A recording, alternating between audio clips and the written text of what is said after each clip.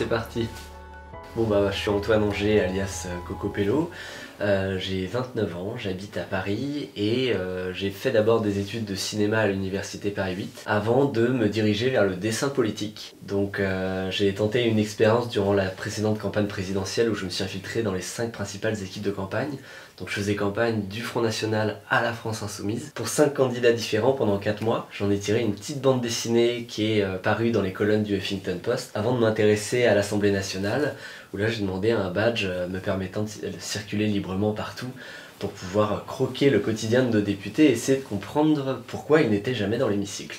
Donc tu as profité, donc tu es allé voir chaque parti. Est-ce que tu aurais tiré une expérience particulière ou quelque chose vraiment d'inédit? Ou c'était une expérience pas banale, mais enfin c'est quelque chose qu'on peut vivre autrement? On peut pas vivre forcément cette chose autrement. Moi, ce qui était vraiment intéressant, c'était de pouvoir essayer d'aller voir tous les profils différents, de voir qui se cachait derrière ceux et celles qui font la politique aujourd'hui, côté vraiment petite main militant. Pourquoi on vote Fillon, pourquoi on vote Hamon, pourquoi on vote Mélenchon, quels sont les différents types de profils. Et j'ai surtout appris qu'il y avait des gens aussi qui pensaient pas forcément comme moi et qui avaient parfois de bonnes raisons de pas penser comme moi. Et du coup, c'est hyper intéressant parce que c'est une vraie ouverture d'esprit sur la politique en fait en général. Tu nous as dit que tu avais fait une école de cinéma. Est-ce que tu as un maître, que ce soit pour la, un maître pour la BD ou alors le cinéma? Est-ce que tu as quelqu'un qui t'inspire? Pour le cinéma, moi ce que j'adore c'est Quentin Dupieux, qui est un réalisateur de films un peu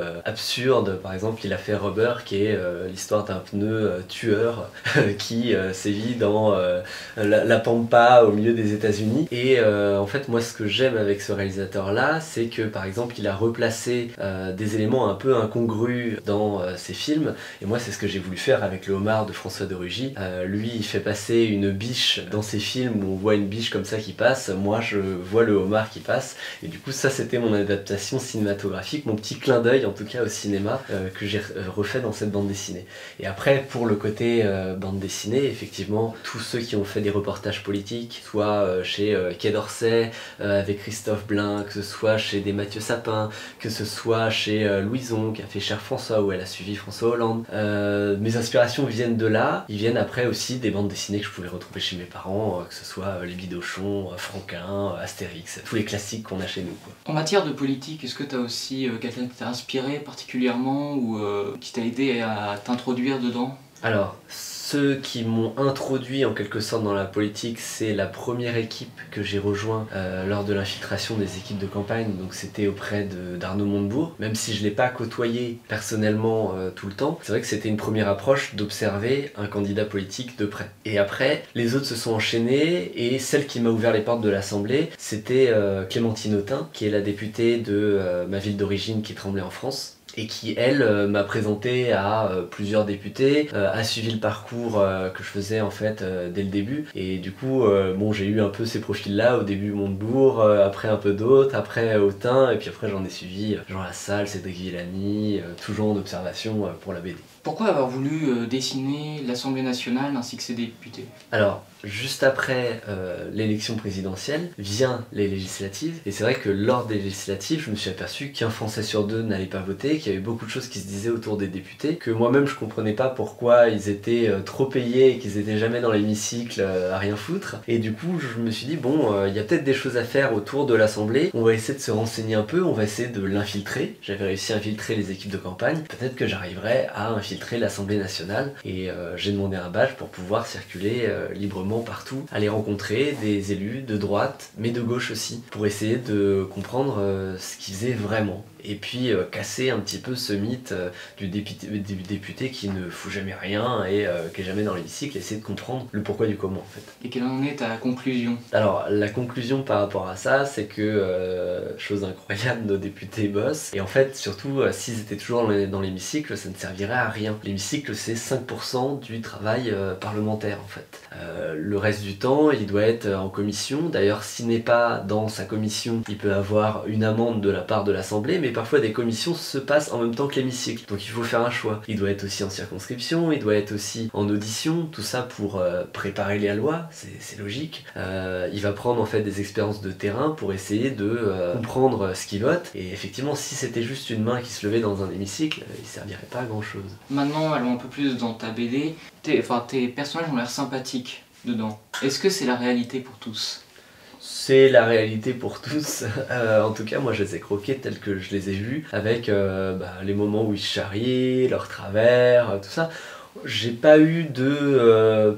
J'ai pas travaillé en tout cas avec de personnalités qui pouvaient négliger mon travail ou pouvaient ne pas être sympathiques. Après peut-être que c'est l'aspect aussi dessin qui apporte ça, quand tu vas dire à quelqu'un je vais vous croquer, il y a l'aspect un peu sympathique du dessin où il va se dire ah c'est sympa, je vais être caricaturé, c'est de la bande dessinée, c'est un peu naïf, c'est un peu léger. Donc moi j'ai gardé aussi ce côté-là, et puis de toute façon pour intéresser les gens et les jeunes à la politique, faut pas paraître tout de suite directement barbant, faut essayer d'être un peu plus libre à la fois dans son dessin, à la fois dans ses propos aussi. On voit précisément dans ton album certains ministres qui chantent la nuit. Oui, c'est Gérald Darmanin, effectivement, qui chante les démons de minuit. C'était très tard le soir, parce que les députés terminent parfois à 5h, 6h du matin pour terminer toute leur pile d'amendements qui ont été déposés, parce que chaque amendement doit être étudié, en tout cas, par tous les députés. Et en fait, j'étais en salle des conférences, qui est une petite salle à côté de l'hémicycle, je m'assois dans un fauteuil, et puis bon, je note un petit peu ce qui se passe, des députés qui s'endorment dans des fauteuils, certains qui les prennent en photo, et puis à un moment, une porte qui s'ouvre, et puis là, Gérald Darmanin qui arrive en chantonnant les démons de minuit. Et j'ai repéré que c'était une sorte d'un peu d'hymne de certains députés à l'Assemblée. Quand ils terminaient très très tard, les démons de minuit revenaient, et puis ils pouvaient le fredonner dans les couloirs de l'Assemblée. Du coup, l'ambiance à l'Assemblée, c'est pas quelque chose d'assez austère ou sérieux, c'est quelque chose d'un peu décontracté plutôt. Il y a du austère, il y a du sérieux, ça c'est sûr et certain. De premier abord, l'Assemblée ça peut paraître un peu froid, un peu vide le soir aussi, mais il y a des humains dedans, donc il y a quand même de la chaleur humaine, et il y a énormément de choses qui se passent. Parfois les députés dans cette ambiance qui peut paraître un peu lourde vont faire des blagues, vont se charrier aussi, et histoire de détendre un peu l'atmosphère, et à ce moment là moi j'étais là pour noter tout ce qui se passait aussi. Donc après, pour un dessinateur, l'Assemblée c'est un lieu qui est merveilleux, il y a des gros, des petits, des moches, enfin voilà, c'est super en fait à dessiner. Après pour un autre public, peut-être qu'effectivement quand tu arrives à l'Assemblée, tu vas te dire ah ouais, c'est peut-être un peu difficile, surtout lors d'un examen d'un projet de loi de finances ou quelque chose auquel on n'est pas forcément habitué, quoi. Est-ce que tu as un message d'espoir pour la jeunesse? Ou enfin un message à faire passer que ce soit en politique ou alors simplement pour le dessin? Pour le dessin, en tout cas, il faut s'accrocher, ça c'est sûr, parce que c'est vrai que moi, quand j'ai fait cette expérience-là, j'infiltrais les équipes de campagne. Au début, j'étais pas suivi par le Huffington Post. J'avais cette idée-là, ça me prenait tous mes week-ends, toutes mes soirées, mes vacances, etc. Et c'est vrai que mes potes pouvaient me dire ah bah alors là, tu prends plus de temps pour nous, c'est un peu compliqué, voilà. Et j'ai retrouvé ce même truc là en fait quand avec les hommes politiques, avec ceux et celles qui font de la politique, c'est vrai que ça prend sur notre temps personnel, mais c'est aussi hyper important parce qu'on vit des aventures en fait au quotidien. Même en tant que militant lambda, on peut vivre des aventures assez folles et puis croiser surtout des profils qu'on n'aurait jamais pu croiser en fait autrement. Donc la politique c'est une formidable ouverture sur le monde, et en tout cas sur au national tout ce qui se passe. Et puis aussi pour le côté bande dessinée, ça dès qu'on a un sujet en tout cas faut jamais lâcher, faut y aller, et faut l'écrire, et puis après on voit ça passe ou ça casse, et puis quand ça passe on est super content. À partir de quand tu as commencé à vouloir quand est-ce que tu as eu l'idée de dessiner l'album?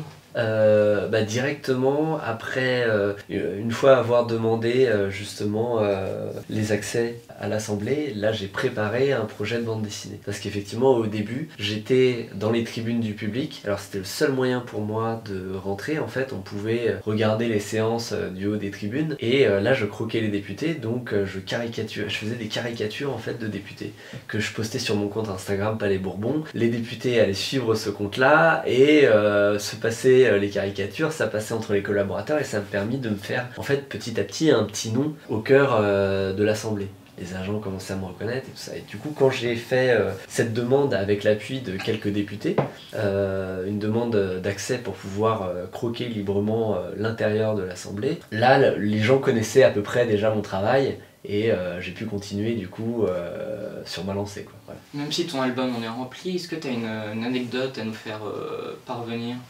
Quand je suis allé voir le député, enfin l'équipe LR, effectivement, enfin il y avait toujours ce running gag chez les LR, il y avait pas énormément de jeunes parce que tous les jeunes en fait allaient chez Macron. Donc effectivement quand je suis arrivé la première fois dans le comité LR, c'était du député Pierre Lelouch à l'époque qui était dans le 9e arrondissement, député de Paris. Je passe la porte, c'était la première fois que je voulais infiltrer le comité LR et là le député LR me lance un ah bah vous êtes trompé jeune homme, l'équipe de Benoît Hamon c'est à côté. Et là je me suis dit mince, j'ai été grillé. Et en fait, il y avait toujours ça lors de la campagne. Par exemple, Laurent Wauquiez, lors d'un meeting LR, donc j'y vais, je crois que c'était au parc des expositions vers Versailles. Et là, il passe dans les travées, il me voit, et puis il me tend sa main, et puis il me fait ça fait plaisir de voir des jeunes engagés pour nous ici. Et là, je me disais, bon, j'ai réussi mon infiltration, mais c'est quand même faux cul. Hein.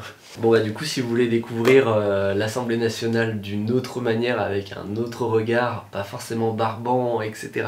En retrouvant des personnalités, les Jean Lassalle, Cédric Villani, Clémentine Autain, François Ruffin, etc. Bah, tout est dans l'album, voilà, c'est paru le 22 janvier aux éditions d'Argoseuil et je vous laisse découvrir tout ça. Et surtout, abonnez-vous à Demain Citoyen.